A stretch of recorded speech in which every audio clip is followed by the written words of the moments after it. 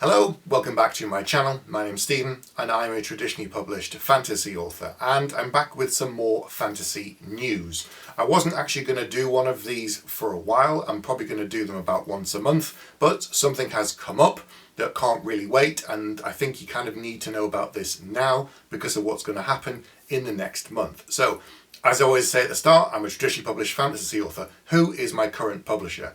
I have had 2 trilogies out with Orbit Books. Age of Darkness trilogy and then the Age of Dread plus a prequel audio novella.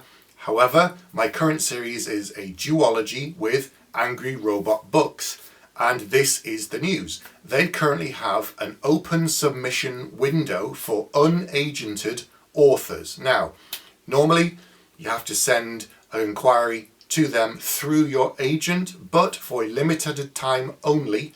If you do not have an agent and you have a finished book, you can send your science fiction, fantasy or horror novel to them. Now, the reason I'm talking about this now is that the submission window is coming up, but it's also a very small window. It runs from the 21st to the 28th of February 2022. So a very short window, and there are some requirements.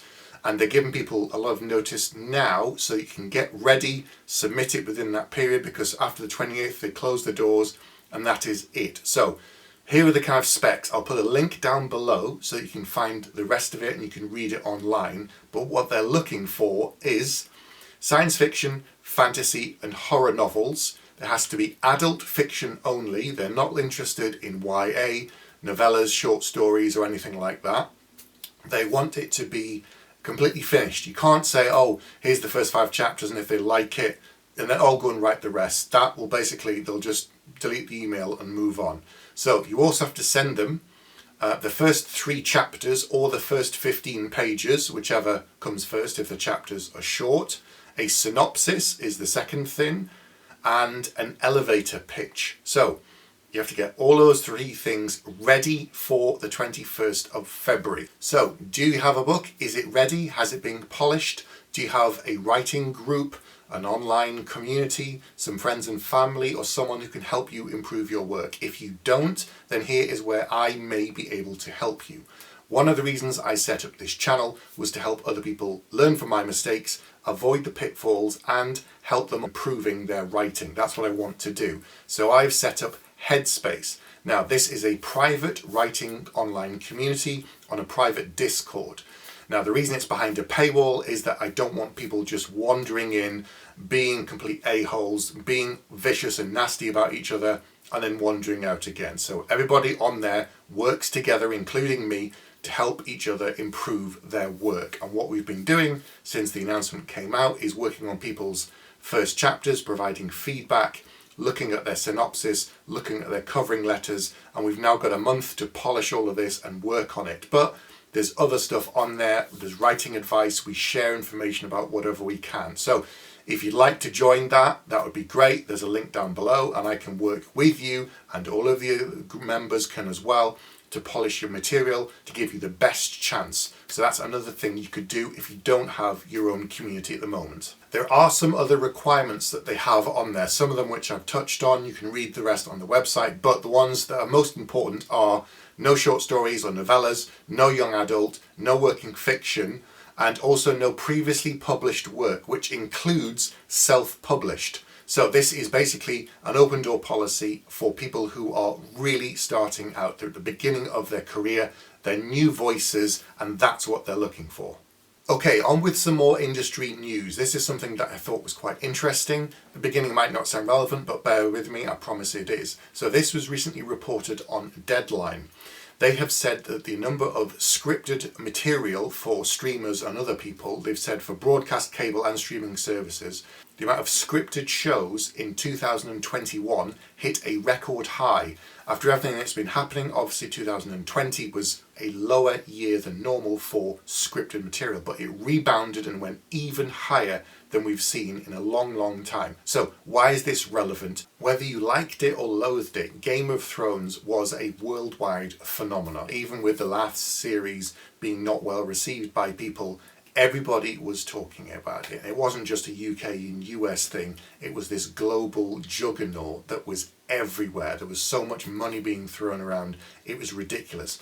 And it proved the model to streamers and other people out there that an adult fantasy show can work on television for a global audience. Now, yes, there have been many other science fiction and fantasy adaptations of books prior to this, and I've watched many of them and enjoyed them. And some have been good, and some have been bad. But this was the kind of one that broke the mold, that proved, okay, we should be doing more of this, we can make a lot of money of this. And at the end of the day, the streamers and everybody else are businesses. So now we've got any number of TV shows being adapted from comics and graphic novels, because basically they've got a storyboard already and they've got something to look at, and that's really good. And of course, there is some of the best ideas being created in what they call speculative fiction, you know, covering the whole kind of gamut of science fiction, fantasy and horror. And you just go and look at the streaming platforms now, and there's loads of shows, and with them screaming out and being desperate for content, more shows than ever are being optioned from books. Well, I did a quick search of just those that are going to be optioned in the last 12 months, and there's a huge list with more on the way. A quick rundown: you've got Amazon they won the rights to the Atlas 6, which was this huge kind of success on BookTok, and it's now being bought by Tor, who are going to traditionally publish it, and Amazon are going to make a TV series of it. And there are all sorts of other ones. Children of Blood and Bone. The Apple are developing something from Marie Lu's YA series. FX are doing Kindred, which is based on Octavia Butler's series. Taika Waititi is going to be developing a film based upon the graphic novel from Jodorowsky and Mobius, which is called Inkle, which is originally published as a comic from Humanoids Press. So that's another one that's developed from in the last 12 months that's come up.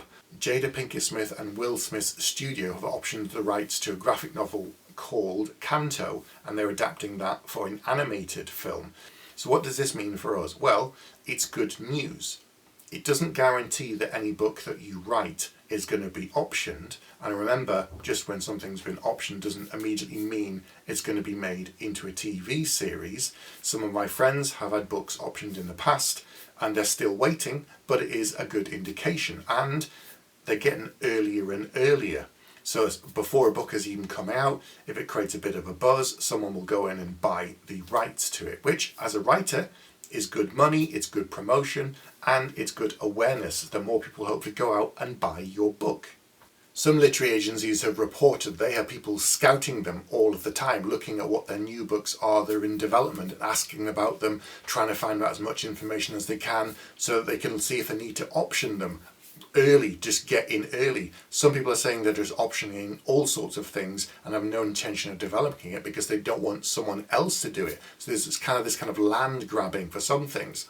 Also, the success of some material that's been optioned from non-English books and other content has proved its success. If you look at things like Lupin, that was based upon a French novel, and that's done very, very well. So now they're exploring all sorts of options. So it's just not things that are being published in the English language that are now being optioned. Luke Speed is the primary agent at Curtis Brown, who looks after book to film TV adaptations, and he has basically said, and I'm paraphrasing, that over the last few years, streamers, the amount of content they're demanding has just gone up exponentially. They're basically desperate for books and material that they can use, so it's comics and graphic novels and books that they love, they can put into TV series and films. And he estimates that 60% of the projects, of the biggest projects in development at the moment, are based upon novels. So there's never been a more exciting time to be a science fiction, fantasy or horror writer, because people are looking at the industry so closely and there's so much good stuff coming out every year. So it's something you should be aware of if you're writing within this space. And also, as a fan, it's just fantastic because I love this kind of content anyway, and now I'm going to get even more of it in the next few years. And ultimately, all of this is really good for books. It means we get lots of great content, we get lots of great ideas, and maybe we even get some books that may not have found a publisher in the past and they're now willing to take more of a risk. So that's good for you as a writer and for me. So that's all I'm going to talk about today, but I will be back very soon with another video.